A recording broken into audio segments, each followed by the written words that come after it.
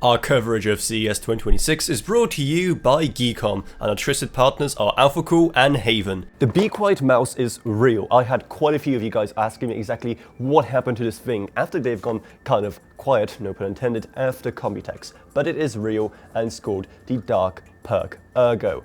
It is, in shape, very similar to something like, say, the Razer Dev Adder, which I recently covered, and I'm kind of a big fan of, though a bit smaller than that. It's also extremely lightweight, given how they're even cutting off material right at the bottom, just to make it weigh even less. It is both wired and wireless. As you can see, it comes in this stylish orange braided cable, because obviously it's Be Quiet. And also, similar to mouses like the Dev Adder, it also comes with the spaced out side buttons, making it a lot more difficult to press the wrong one by accident. Apart from that, well, it's pretty much what you can expect from a modern gaming mouse. It's nice, it's light, it's ergonomic, and like with everything else that Be Quiet are making nowadays, you can customize it from the Be Quiet IO Center, either from the web app or also from the special software they have prepared as well. And you could get your hands on it pretty soon, given how it should be launching in early February.